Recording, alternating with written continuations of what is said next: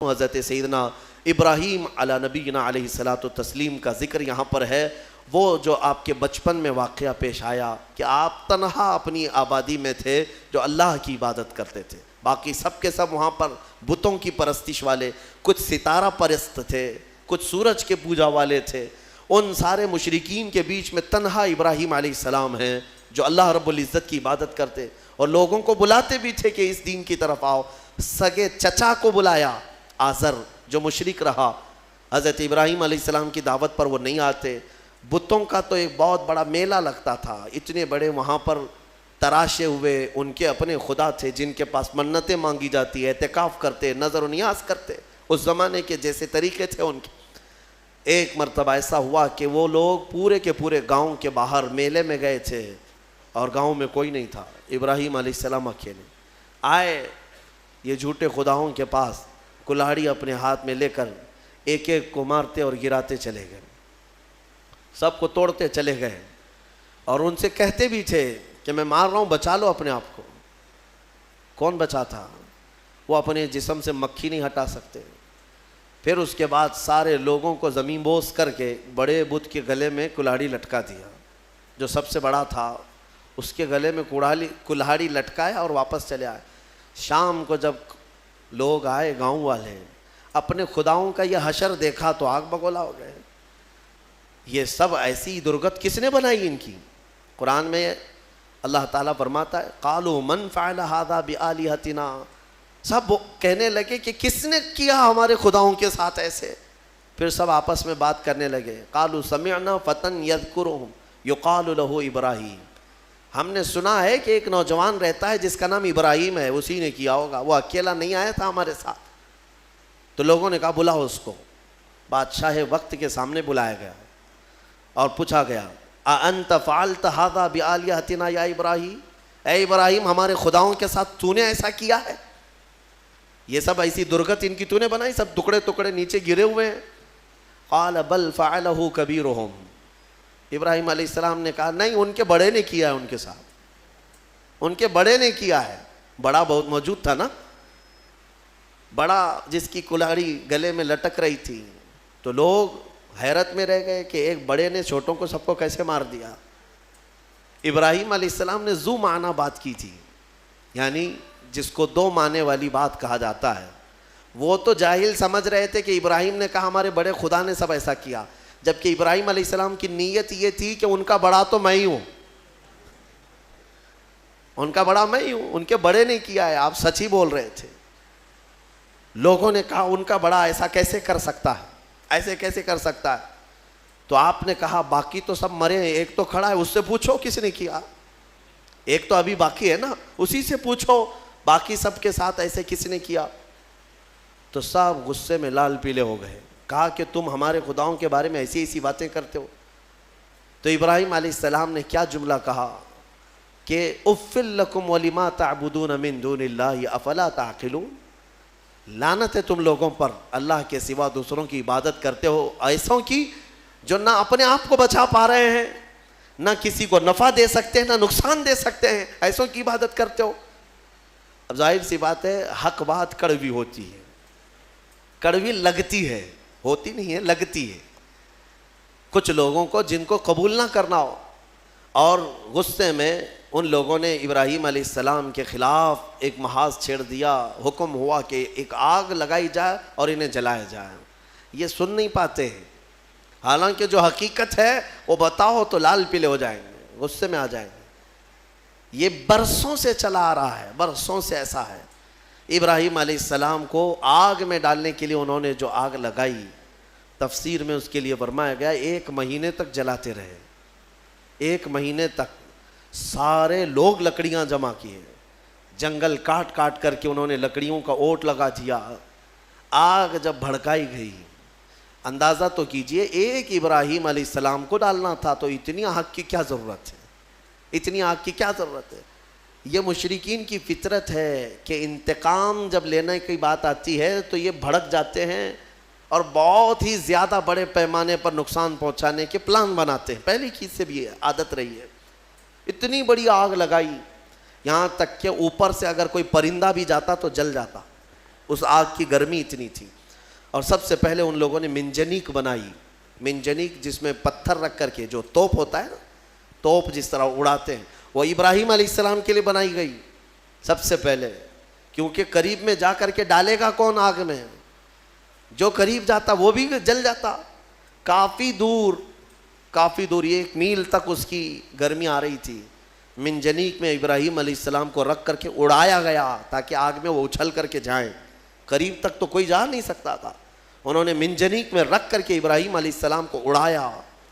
جب ابراہیم علیہ السلام آگ میں گرے جا رہے تھے تو اللہ رب العزت نے جبرائیل امین کو بھیجا کہ فوراً جاؤ ابراہیم کے پاس اور ان کو آگ سے بچاؤ. جبرائیل آئے اور کہنے لگے الک حاجت یا خلیل اللہ, اے اللہ کے خلیل کوئی حاجت ہو تو بتا دے, آگ میں گرنے کے قریب ہیں. ابراہیم علیہ السلام کہتے ہیں حاجت تو ہے مگر تم سے نہیں, میرے رب ذوالجلال سے. یہ توکل تھا, یقین تھا. اللہ تعالیٰ فوراً فرماتا ہے قلنا یا نار کونی بردن و سلاما علی ابراہیم, ہم نے کہا اے آگ ابراہیم پر ٹھنڈی ہو جا, سلامتی والی ہو جا. اللہ کا یہ حکم تھا یا نارو, اے آگ. اس وقت حضرت ابراہیم علیہ السلام کے لیے جو جلائی گئی تھی آگ, وہ دکھ تو رہی تھی آگ, لیکن اندر سے ایسی ٹھنڈی تھی جیسے کسی باغیچے کی ٹھنڈی ہوا. ابراہیم علیہ السلام اس میں کئی دنوں تک رہے اور آپ کے جسم تو دور کی بات, آپ کے کپڑے کا رواں تک نہیں جلا. اور اتنا ہی نہیں, روایات میں ملتا ہے کہ اس زمانے میں پوری دنیا میں جہاں جہاں آگ جل رہی تھی ساری آگ ٹھنڈی ہو گئی تھی, کیونکہ اللہ نے فرمایا یا نارو, اے آگ ٹھنڈی ہو جا. تو ہر آگ نے یہ محسوس کیا کہ یہ حکم میرے لیے تو نہیں ہے. دنیا میں جہاں جہاں آگ جل رہی تھی سب ٹھنڈی ہو گئی. ابراہیم علیہ السلام کے لیے ٹھنڈی کی گئی تھی ایک آگ, لیکن دنیا کی ہر آگ ٹھنڈی ہوئی ہے. اسی لیے ہمارا یہ عقیدہ ہے کہ اللہ تبارک و تعالی جب اپنے محبوب بندوں کی محبت میں رحمتیں اتارتا ہے یا ان کے آس پاس سے عذاب اٹھاتا ہے تو جو قریب میں ہوتا ہے سب کو بھی وہ برکت میسر آ جاتی ہے, وہ برکت مل جاتی ہے. ابراہیم علیہ السلام کئی دنوں تک وہاں رہے اور اس کے بعد آگ بجھائی گئی, اور جب آگ کو ٹھنڈا کیا گیا تو ابراہیم علیہ السلام اپنے کپڑے جھاڑتے ہوئے کئی دنوں کے بعد آگ سے باہر آ رہے ہیں. میرے عزیزو, وہاں کیسے رہے آپ؟ یہاں تک کہ روایات بتاتی ہیں کہ ابراہیم علیہ السلام کو اس آگ کے اندر پھل بھی ملتے تھے, غذا بھی ملتی تھی, پانی بھی ملتا تھا, ساری نعمتیں ملتی تھی, اور کھاتے بھی رہتے تھے, پیتے بھی رہتے تھے. یعنی ابراہیم علیہ السلام کے لیے اللہ تعالیٰ نے وہ مکمل ایک بہترین آرام دہ باغیچہ بنایا. یہ مولا کی شان ہے, وہ جب آگ کو چاہے ٹھنڈا فرمائے اور کبھی ٹھنڈے کو چاہے تو وہ آگ بھی بناتے, اس کی قدرت کے فیصلے. ابراہیم علیہ السلام جب باہر آئے تو جانتے ہیں وہاں پر موجود لوگ جنہوں نے دیکھا وہ ابراہیم علیہ السلام پر ایمان لے آئے. اب ابراہیم علیہ السلام کے اس معجزے کے بعد گاؤں والے اور پریشان ہو گئے, جس کو ہم ہمیشہ کے لیے ختم کرنا چاہ رہے تھے, اب تو یہ آگ سے باہر آنے کے بعد ہمارا آدھا گاؤں اپنے دین میں لے لیا ہے. اور ابراہیم علیہ السلام کے پیروکار اور بڑھ گئے. پھر وہاں سے ہجرت کر کے آپ کو بابل, یہ شہر عراق کا ہے, بابل, آج بھی وہ عراق کا شہر موجود ہے. بابل, انگلش میں اس کو بیبیلون کہتے ہیں, دنیا کی سب سے پرانی آبادی جہاں ہے. یہاں سے ہجرت کر کے پھر ابراہیم علیہ السلام فلسطین آئے جو مصر کا حصہ تھا. عزیزان گرامی, اس میں 2 باتیں یہاں پر نقل کی جاتی ہیں. ایک بات تو یہ ہے کہ سارے لوگ جو وہاں پر ابراہیم علیہ السلام کو آگ لگانے میں مصروف تھے وہ کیا ہوئے؟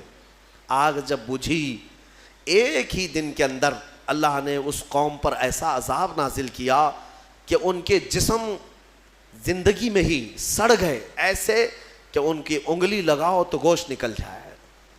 گلن ہو گئی, سڑن ہو گئی. ایک شام تک پوری آبادی سڑ گئی اور گل گئی, سب کے سب ہلاک و برباد ہوئے. جنہوں نے اللہ کے نبی کو آگ میں ڈالا تھا ان کا برا انجام, وہ عذاب میں گرفتار ہوئے. ہاں, ایک بات یہ بھی میں بتا دوں کہ جن لوگوں نے ابراہیم علیہ السلام کی حمایت کی تھی اللہ نے ان کو اپنی محبت سے بھی نوازا اور عنایتوں سے بھی نوازا. روایت میں 2 جانوروں کا بھی ذکر آتا ہے, 2 جانوروں کا, ایک مینڈک کا اور ایک گرگٹ کا. اور چھپکلی کا بھی ہے کہ گرگٹ نے یہ پھونک پھونک کر کے آگ کو بڑھانے کی کوشش کی اور مینڈک نے تھوک تھوک کر کے پانی آگ کو بجھانے کی کوشش کی کہ اللہ کے نبی ہیں. یہ آپ اندازہ کریں گرگٹ کے پھونکنے سے نہ آگ بڑھنے والی ہے, مینڈک کے تھوکنے سے نہ آگ بجھنے والی, لیکن دونوں نے اپنے اپنے کاموں سے اپنی قسمت بنا لی. گرگٹ کی ہمیشہ یہ قسمت بن گئی کہ میرے آقا صلی اللہ علیہ وسلم نے فرمایا یہ گستاخ نبی ہے, جہاں اسے پاؤ مار ڈالو, اور ایک مار میں مارو تو زیادہ ثواب ہے, ثواب ہے اس کو. اور مینڈک کے بارے میں فرمایا خبردار اس کو کہیں دیکھو تو مارو مت, اس لیے کہ یہ اللہ کے نبی کی حمایتی ہے. اللہ کے نبی کے لیے یہ دعا کر رہی تھی, تھوک کر کے آگ بجھانے کی کوشش کر رہی تھی. ایک جانور پر ہمیشہ کے لیے اللہ کی رحمت اور ایک پر اللہ کا غضب. اس سے اندازہ ہوتا ہے کبھی کبھار کاموں سے کچھ ہوتا نہیں ہے, بگڑتا کچھ نہیں ہے, لیکن انسان اپنی تاریخ بدل جاتا ہے. آج میں یہی کہنا چاہوں گا, کسی ظالم نے اگر میرے نبی کی شان میں بھونکا ہے یا قرآن پر انگلی اٹھایا ہے تو قرآن کا بھی کچھ نہیں ہونا اور رسول کی عزت کا بھی کچھ نہیں ہونا, لیکن ان ظالموں نے اپنی قسمت بنا لی, ہمیشہ کے لیے مردود اور ملعون ہو گئے. اور تمہارے لیے میں کہتا ہوں, دو جملے اگر تم نے حضور کی شان میں بیان کر دیے, قرآن کی شان میں بیان کر دیے, تو یہ بھی میں بتا دوں نہ رسول کی شان تمہارے بولنے سے بڑھنے والی, نہ قرآن کی شان بڑھنے والی.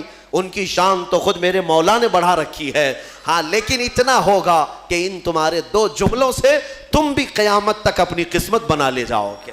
ہاں تم پر لوگ آئیں گے, رحمتوں کے پھول برسائیں گے. ہاں ایک زمانے میں کوئی آیا تھا جب کوئی گالی دے رہا تھا میرے مصطفیٰ کو کہ پیٹھ پیچھے کا علم نہیں, لیکن ایک عاشق تھا جو کہہ رہا تھا اور کوئی غیب کیا تم سے نہا ہو بھلا, جب نہ خدا ہی چھپا تم پہ کروڑوں درود. دیکھیں یاد ہے 100 سال گزر گئے بریلی کے امام کو دنیا سے گئے ہوئے, لیکن آج بھی جب مجمع میں اس اعلیٰ حضرت کا ذکر آتا ہے تو ایسا لگتا ہے کہ مجمع میں ایک جان سی پڑ گئی ہے, روح آ گئی ہے. کیوں؟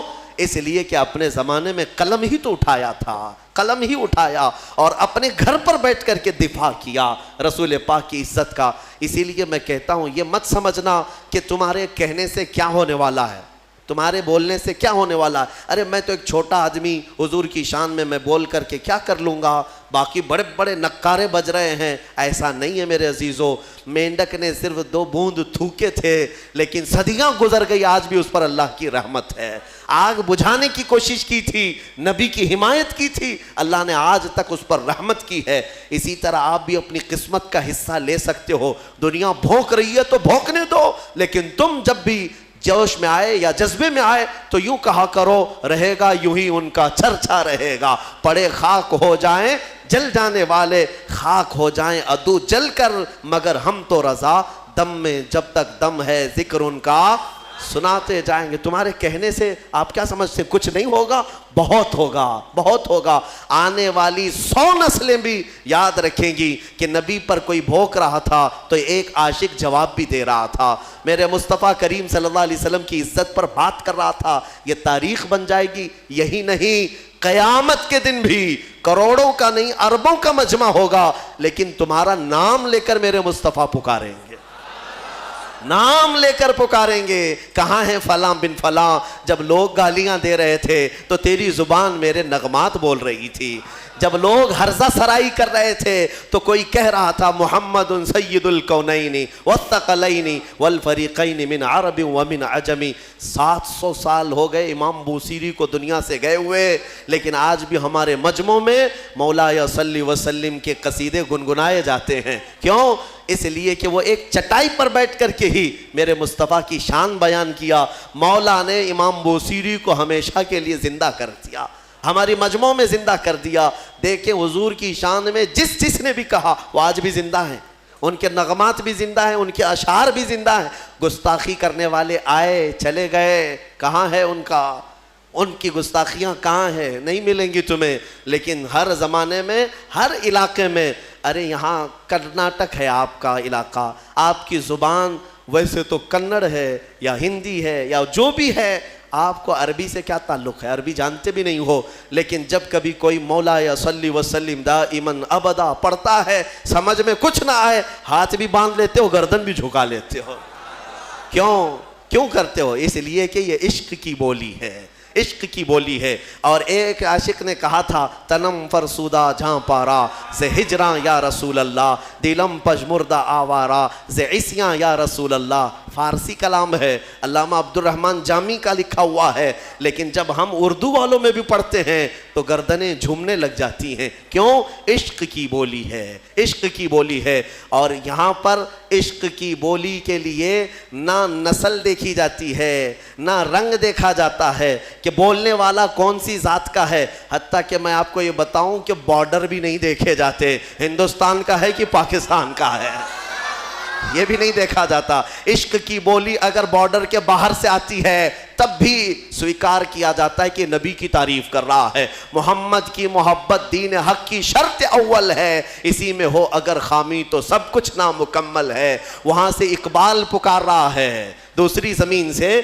اقبال پکار رہا ہے کہ محمد سے وفا تو نے تو ہم تیرے ہیں، یہ جہاں چیز ہے کیا لوح و قلم تیرے ہیں۔ ہم نے اشعار دیکھے، زبان دیکھی، پھر یہ نہیں پوچھا کس خاندان سے ہے، کس ملک کا ہے، کس زمین پہ رہتا ہے، کس کا شاگرد ہے۔ ہم نے کچھ نہیں دیکھا، بلکہ اشعار میں مٹھاس تھی تو نغمات کو زبان پہ بھی چڑھا لیا اور سینے پہ بھی بسا لیا۔ میرے عزیزو اتنا ہی نہیں، دوسرے ملک میں جاؤ، افریقہ کی سرزمین ہے، مصر کی سرزمین ہے، مصر میں عربی لوگ ہیں، لیکن ہم نے باضابطہ دیکھا ہے مجلس ختم ہوتی تھی جمعہ کے دن، وہاں پر کئی علماء ہوتے، مجلس ختم ہونے کے بعد بڑے بڑے علماء، جامعہ ازہر کے بھی علماء ہوتے، اور کھڑے ہو کر کہتے تم ہندوستانی ہو؟ کہتے ہاں۔ کہو پھر وہ پڑھو مصطفیٰ جان رحمت پہ لاکھوں سلام۔ ان کو کیا سمجھ آتی تھی؟ کیا سمجھ ہے؟ ہم نے پوچھا بھی تھا سمجھتے ہیں آپ؟ کہتے نہیں سمجھ تو نہیں آتی، لیکن اس میں مٹھاس ہی کچھ اور لگتی ہے۔ یہ عشق کی بولیاں ہیں میرے عزیزو۔ جو نبی کی حمایت میں بولا، میرا مولا ہر زبان والے تک اس کی بات کو پہنچاتا ہے۔